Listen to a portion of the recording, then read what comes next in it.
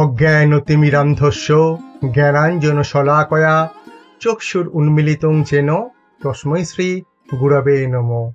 শ্রীকৃষ্ণ চৈতন্য প্রভু নিত্যানন্দ শ্রী অদ্বৈত গদাধর শ্রীবাসাদি গৌর ভক্তবৃন্দ। হরে কৃষ্ণ কৃষ্ণ কৃষ্ণ হরে হরে, হরে রাম রাম রাম হরে হরে। মায়াপুর শ্রী চৈতন্য মঠ ব্রজপত্তন এই ইউটিউব চ্যানেলে আপনাদের সুস্বাগতম। প্রথমেই পরম আরাধ্য এবং পরম কৃপাময় গুরু মহারাজের রাতুল চরণে জানাই শতকোটি দণ্ডবত প্রণাম। তিনি যেন সদা সর্বদা জয়যুক্ত হন এবং আমার প্রতি কৃপা আশীর্বাদ অক্ষুণ্ণ রাখুন।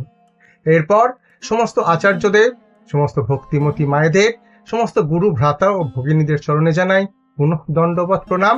তারা যেন এই অধমকে অনেক অনেক কৃপা আশীর্বাদ করেন। প্রথমেই বলি, 152তম প্রভুপাদের ব্যাস পূজায় সমস্ত ভক্তদের পদ রেণু আমার মস্তকে যেন বিরাজিত হোক। তাদের চরণ রেণুতে আমি যেন সদা সর্বদা কৃপাসিক্ত হতে পারি এবং প্রতি বছর যেন আপনাদের এই মিলনে আমি যেন শরিক হতে পারি।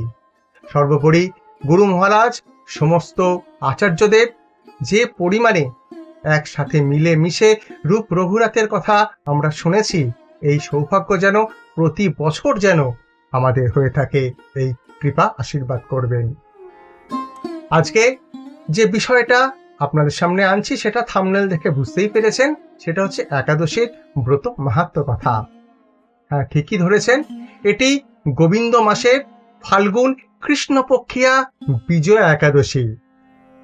ভিডিওর শুরুতে প্রথমেই বলি, দুটি জিনিস সর্বদা মাথায় রাখবেন।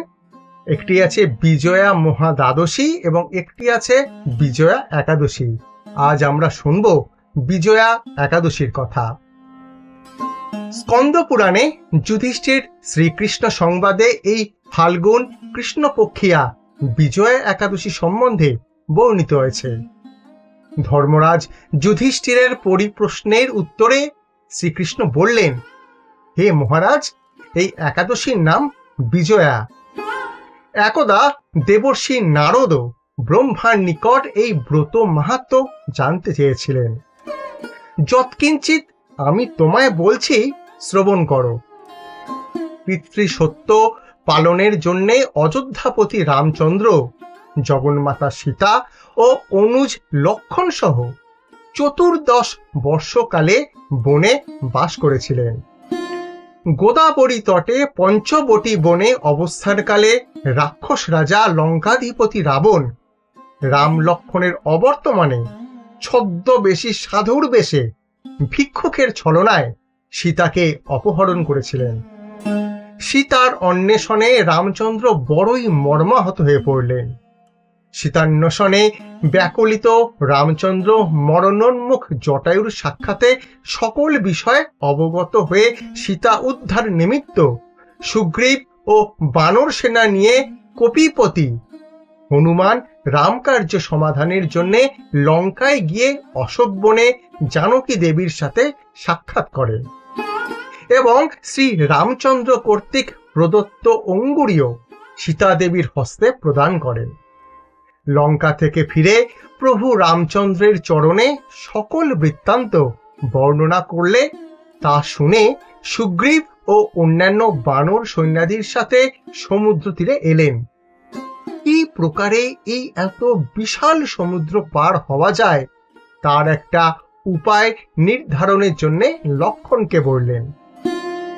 তখন লক্ষণ বললেন, এখান থেকে অর্ধ যোজন দূরে ত্রিকালজ্ঞ বলদাভ্য নামে এক ঋষির আশ্রম আছে।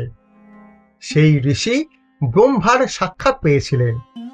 কি প্রকারে সমুদ্র উত্তরণ হওয়া যায় তার নিকট জিজ্ঞাসা করলে সমাধান পাওয়া যাবে। শ্রীরামচন্দ্র সদল বলে মুনির আশ্রমে উপনীত হলেন। ত্রিকালজ্ঞ মুনি তখন ভগবান শ্রী রামচন্দ্রকে দেখতে পেয়ে জানতে পারলেন যে পুরুষোত্তম পুরাণ পুরুষ আদিদেব ভগবান রামচন্দ্র রাবণ বধের জন্যে কোনো বিশেষ কারণবশত ভূলোকে মনুষ্য রূপে অবতীর্ণ হয়েছেন। ঋষিবর জিজ্ঞাসা করলেন, হে রামচন্দ্রজি, কি উদ্দেশ্যে আপনি এখানে এসেছেন?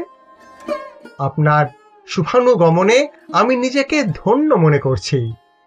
প্রভু রামচন্দ্র বললেন, হে বিপ্রশ্রেষ্ঠ, আমি আমার সৈন্যবাহিনী নিয়ে সীতা উদ্ধারের জন্য লঙ্কা বিজয়ের অভিযানে এই সমুদ্র তীরে এসেছি। কি প্রকারে এই দুষ্পার সমুদ্র অতিক্রম করতে পারি তার একটা যথাবিহিত ব্যবস্থা করে দিন। সেই কারণেই আপনার আশ্রমে আপনারই দর্শনার্থী হয়ে এসেছি।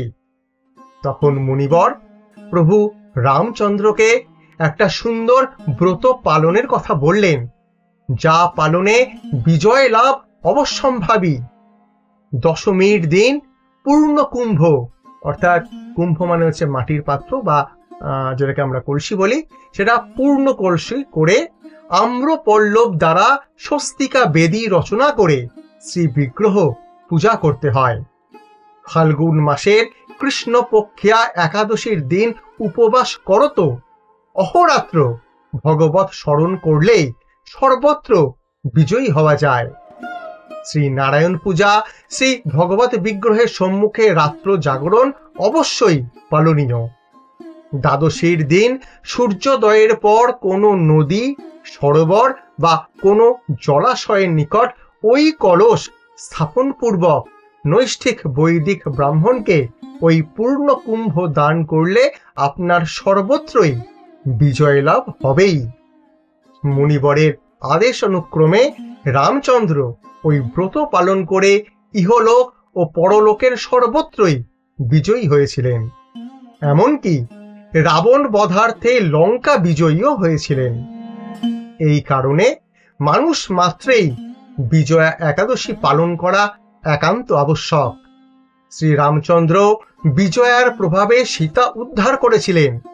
এই ব্রত মাহাত্ম্য শ্রবণে সর্বপাপ বিনাশ হয়, বাজপেয় যজ্ঞের ফল লাভ ঘটে। অন্তে সংসার সমুদ্ররূপী এই সমুদ্রে বিজয়ী হয়ে ভগবত পাদপদ্মে স্থান পাওয়া যায়।